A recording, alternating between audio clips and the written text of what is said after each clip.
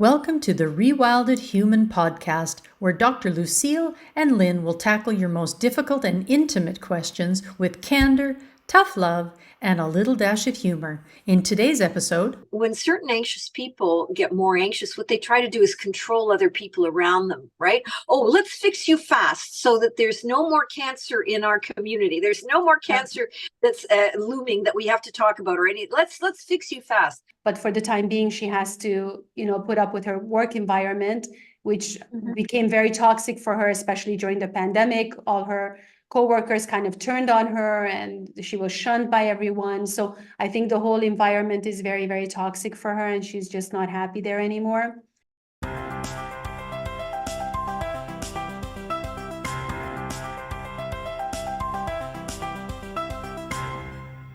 Welcome back, everybody, to the Rewilded Human podcast. I'm Dr. Lucille, and this is my absolutely beautiful and brilliant co-host, Dr. Lynn Hardy. And I do like to use her doctor title every once in a while because she is brilliant at what she does. Today, in our episode, we have a lot of really deep relationship problems that a lot of people are needing to work out, and problems with relationships with themselves too. So why don't we just dive right in? So we have Marianne, who is reeling and has no support. I was diagnosed with an advanced case of cancer out of the blue. On top of dealing with the shock and scrambling to find the right treatments, I feel burdened by friends and acquaintances who keep telling me what I should do, even though I've never asked them and they're not health practitioners. How can I get them off my back? I feel for you, Marianne. Do you know people who've been through this, Lynn? Yes, this happens all the time. And everyone becomes a cancer expert. And first of all, Marianne, we truly feel for you, and our hearts go out to you. Very, very difficult time. And everybody becomes an oncologist and an expert, and everyone has a solution. And my grandmother did this, and they did that for that dog, and that and all of a sudden you're buying like a million different products, and because they're all going to cure cancer. And it's a very, very, very difficult situation. You just have to tell them that you're doing your own thing and you appreciate their support. This is not helping. Like, I don't know, Lucille, what would you say to her to tell people? Marianne, I agree with Lynn. This is a very, very common problem, actually. And you have to realize that you are entitled to do your journey the way you need to do your journey. You have to be. People want to help. You feel like when someone tells you something like this, you feel like, I want to give a solution. I want to help you. Absolutely. But it's coming from a good place. Sometimes, yes, but a lot of it is about the other person's feeling anxious. Yes. Whenever the word cancer is mentioned, people can get very anxious and very triggered. Their own internal anxieties about the possibility of getting cancer are intensified. And when certain anxious people get more anxious, what they try to do is control other people around them, right? Oh, let's fix you fast so that there's no more cancer in our community. There's no more cancer that's looming that we have to talk about or any. Let's fix you fast. So a lot of it is from people's own fears and insecurities. And I don't buy into, well, they're just trying to help. I actually don't buy into that very much. It may look like that, but if you're really trying to help, what you would do is realize you're not an oncologist. You don't have any training. You have no right to pile something onto this person who's already probably spending hours and hours researching and talking to doctors and doing all her own investigations about what's possible, what's not. You don't want to burden that person. But what you can be for that person is a sympathetic, empathetic listener, and maybe somebody, if they need to bounce ideas off of, you can, maybe give them some objective feedback. But that what people need in that situation is not what you want them to have. For the people on the other side who are trying to help, quote unquote, help Marianne, I would say that's not helping at all. And that's why I also say for people like Marianne, be very, very clear that, you know, you having cancer has triggered everybody else's anxieties, and that's not your problem. That's just not your problem. Yeah. And I agree with Lynn that, you know, it's just a matter of being very polite but firm and saying, I have all the information that I need to go the next step and get more information. I'm talking to all the right people. Thank you very much. Yeah. You have to shut it down quickly because it's going to drive you crazy. I had a very good friend who had colon cancer. This was about 7-8 years ago. And, you know, I was trying to help her. Of course, she came to me for help and she was asking me for advice. And she was so overwhelmed because everyone was telling her different things to do. And they were, of course, conflicting information. Eat this, don't eat that, eat the opposite of that. And your mind just goes crazy. And when you're dealing with a diagnosis like that, what you need is peace of mind. You know, you need to have peace, tranquility. And the last thing you need is to have a completely confused mind where you don't know what to do. So absolutely. And you're taking on everybody else's anxiety and stress. You've got enough of your own. Don't. And maybe with other people, it's best not to even share the information. You know, if it's not a close person or close relative that is actually going to be helpful to you, then it's maybe best not to even share the information. There's no reason to. I agree. I think it's just a really, really awkward thing. It's like one of those things where people do, you do, like Lucille said, you have this anxiety and you don't know how to handle it. You don't know how to respond.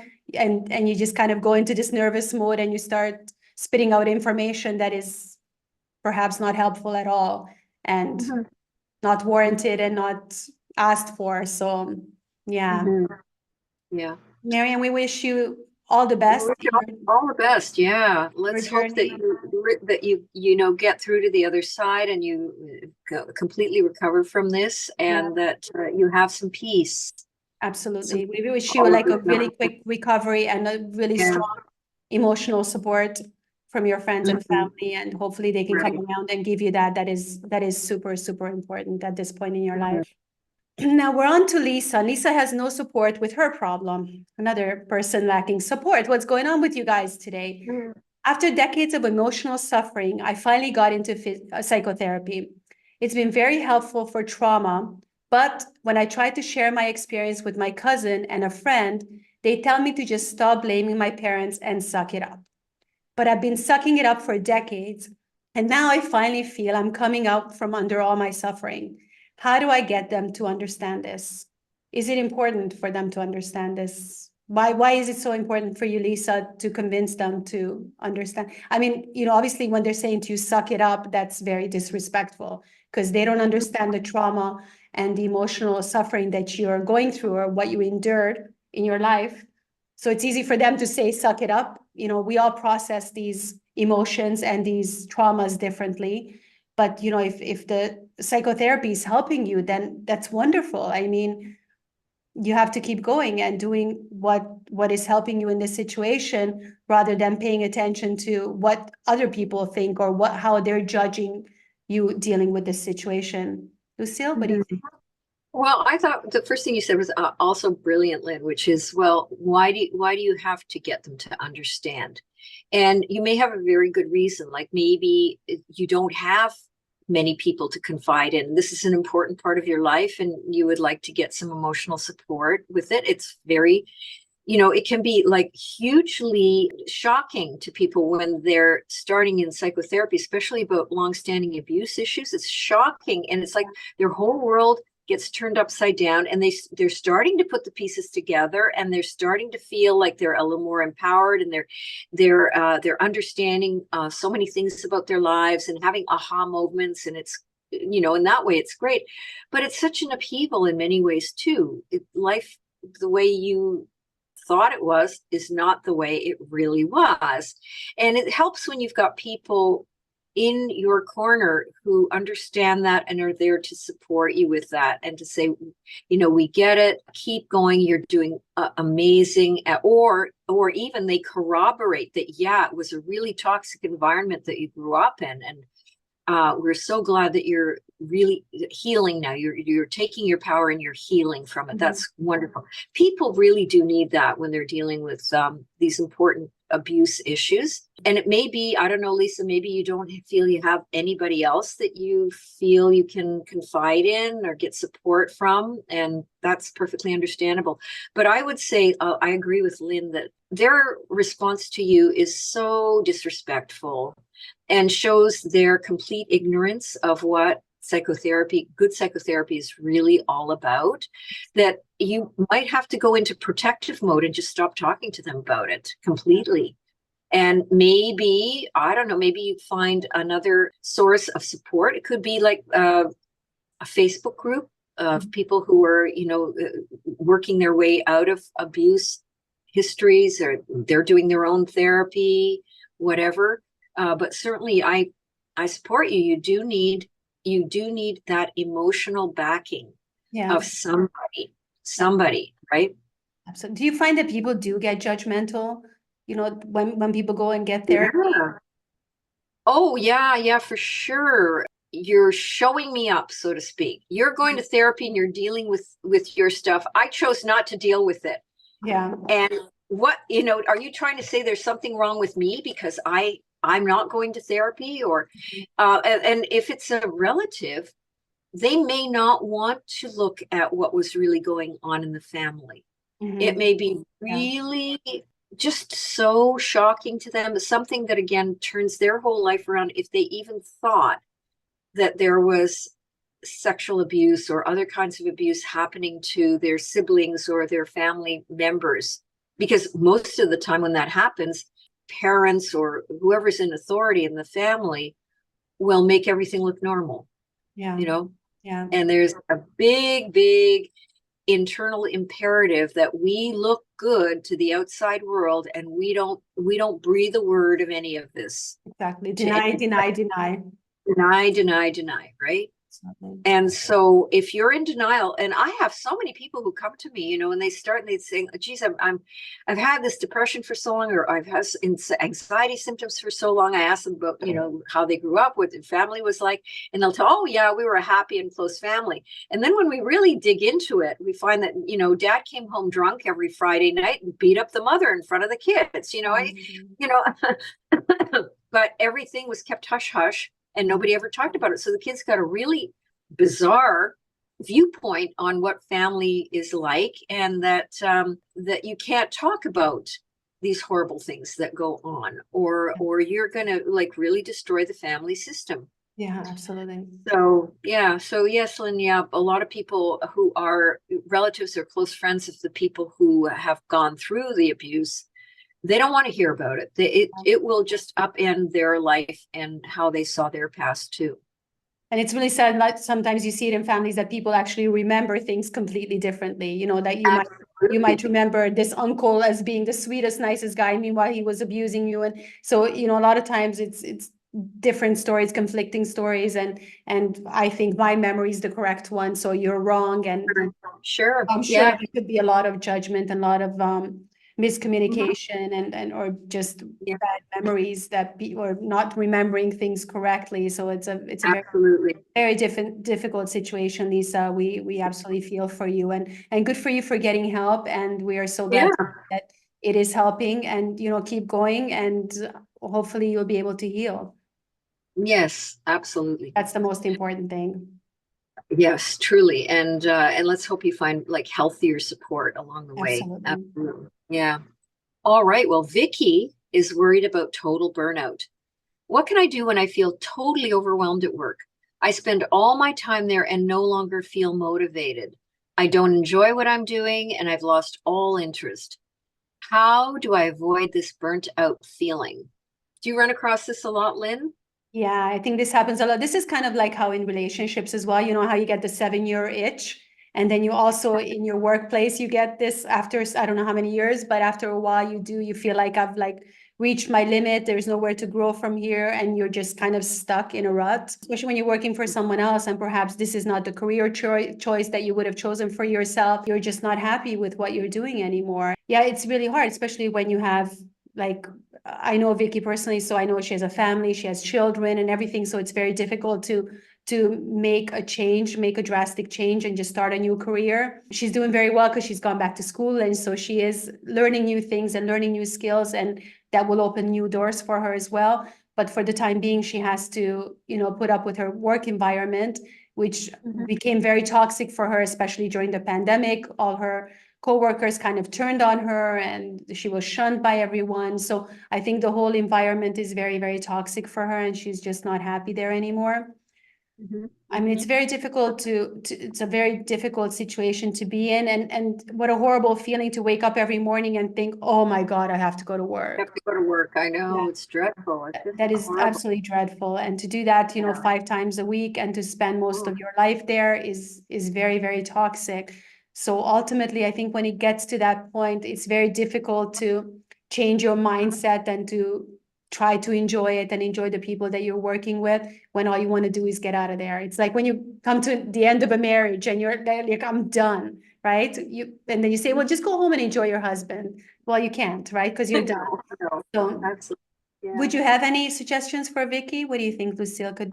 No, I think if Vicky is seems like she's trying to work her way out of it. If she's going back to school, hopefully she's studying something that she really feels that she can invest in terms of her future career. And I think that's the key here is that if you honestly feel that there is nothing more that you can do to improve this job situation, then you make the job situation as small a part of your life as you possibly can. And one of the things that happens is people get really disappointed if their work, like say they think they found the job of their dreams and that's going to lead them places, and eventually they're going to become CEO of the company and great things are going to happen and it turns out to be quite the opposite. You have to just kind of grieve your expectations. They're dead. This job is not going to get you where you want to go. And unfortunately, too many people still think that, they can have a lifelong career at this one particular job and then realize it's just not going to work out for them. And so it's okay to say, I'm just doing it for the money. Yeah. I'm just doing it for the money. There's no shame in that. I'm still trying to do the best I can, but I have something else in my life that is worthwhile and important. So, kudos to you, Vicky, if you've gone back to school and you're finding something that you enjoy doing there, studying, wonderful. And also, to try and minimize all the time and effort that you put into the work. And I'm not saying that you don't do the job that you're supposed to do, but you don't give it any emotional importance. Your focus is maybe, I can't wait to go home because I am going to paint that beautiful painting that I have in my head right now. Or I'm going home working at the Humane Society. I love taking care of those dogs, or whatever. You want to make the other part of your life that's fulfilling, more fulfilling than your job until you can get out of that job, right? You just want to have a full and rich life and not over focus on how dreadful the job is. Yeah, absolutely. Or maybe even reducing the number of days or the number of hours that you're working. Yes, or trying to negotiate working from home, which a lot of people are doing now. Yeah, absolutely. That could also work. And then have this goal in mind that eventually I will get out and I will do something else. And then really, like Lucille said, to focus on that rather than on the bad things that you don't enjoy about this work anymore. And eventually, I mean, I think when it gets to that point, eventually you just have to quit and move along. I mean, it's amazing how many people actually stay in these toxic work environments until retirement for the rest of their lives, and they hate every single moment. And then, when they finally do retire, then all of a sudden all these illnesses come from all these things that you kept inside. So, a toxic environment can make you physically ill, which you don't want. So the solution, even if it's a pay cut or doing something else, sometimes you have to just walk away and do something else for the sake of your mental health, which is super important. Yeah, absolutely. Yeah. So that brings us to the last question today. It's our number one fan. Dawn is back with a question about solitude. Thank you for your questions, Dawn. Keep them coming. As I've gotten older, I find myself withdrawing from society more and more. Finding my greatest inner peace comes from being alone in nature. Is this healthy, or do you think this is harmful for me moving forward? Well, I mean, if you're finding this amazing inner peace being alone in nature, then how can that be bad for you? Right? It's an absolutely brilliant comment. Yes, I agree. I agree, Lynn. Anything that makes you feel good can only be good for you. I can totally relate to this because I love nature. I love hiking. I love being alone. I love my alone time, but I also like my social time. Like I really like a balance. I do need people around me, so I can relate to both. I can understand solitude. I can understand withdrawing from society because I think there's such a huge divide in society between our different points of view on everything now. You know, it's not just about politics and religion, it's about so much more. It's our worldview right now that is so important. And I think Dawn can relate to this, but I just can't do the shallow small talk anymore. I think it's just a waste of my time, complete waste of time. You know, I don't want to sit around doing chit chat, small talk, talking about the weather, the awkward silences. I can't do that. Then I'd rather be alone. You know, you need to have quality friends and quality people around you who share your views. So important now. So if you can, until you find your tribe, Dawn, I think there's nothing wrong with solitude, but I think human connection is also important. So it's really important to find a balance.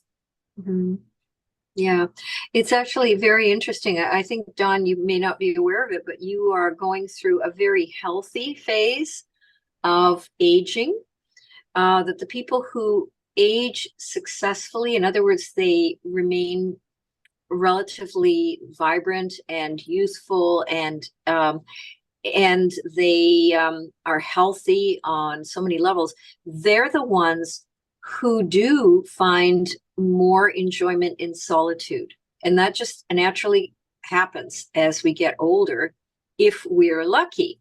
So I think that you should feel very grateful that you're feeling this way about being in solitude, and being especially in solitude in nature. I don't know, my thing is, and I know, Lynn, you're in nature all the time, but I don't really feel alone when I'm in nature. No. You know, it's like you can feel the life force all around you, and just the beauty feeds you and the peace feeds you.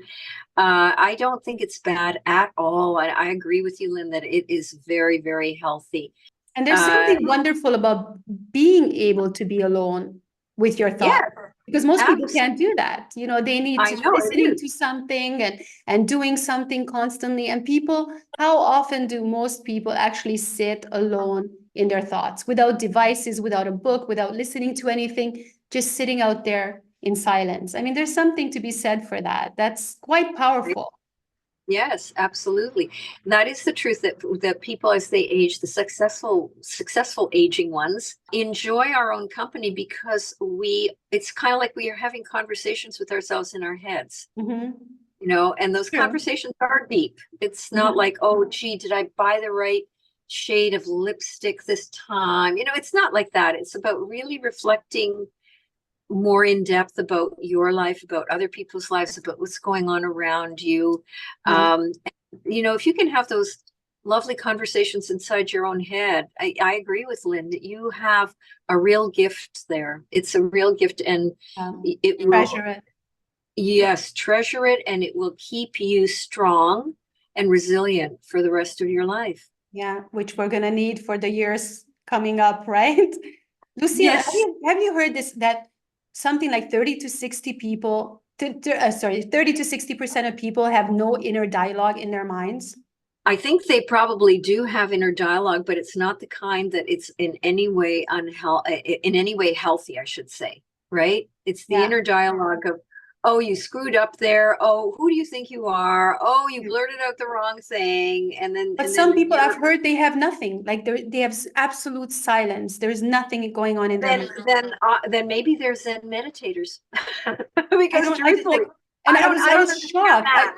I don't I understand that. I don't know. No, I've got like 100 different people talking in there. There's like madness going on like all the time. It's like on the computer when you have 100 tabs open, then now that's my mind. I mean, that's completely my mind. And I was just reading this in a group, and all these people are coming. No, I have no inner dialogue. I have no inner dialogue. What? Then maybe, I don't know what the definition they have of inner dialogue is, but No, there's nothing. There's silence. first of all, it's very hard. Like Zen meditators like to get to that state of complete inner silence, where it's just a pure awareness. It takes people decades if you're doing it diligently to get there. So if you're not there, you're either, maybe you have been doing the Zen meditation for decades, and congratulations, therefore. The only other time that I see this is with people who are really severely depressed, and they really report that their brains are empty.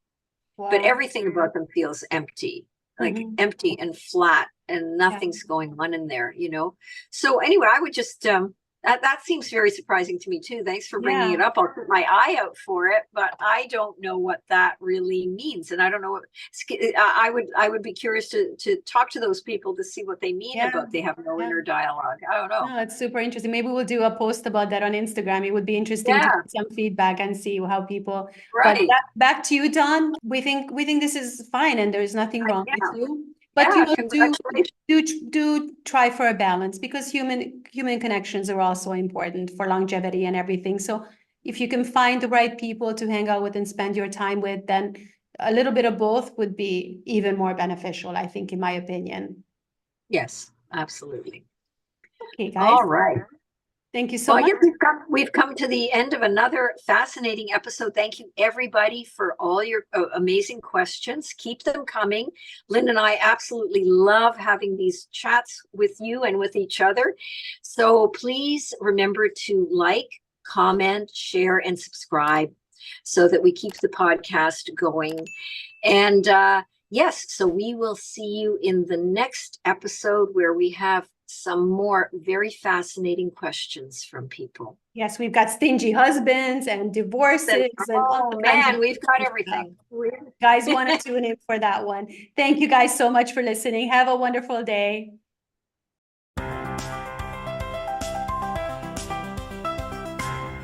Please be aware that Lynn and I are here to provide insights, advice, stories that are for educational and entertainment purposes only.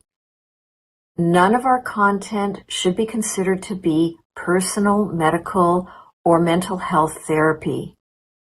If you are experiencing a mental health or physical health challenge, please consult the appropriate healthcare specialist.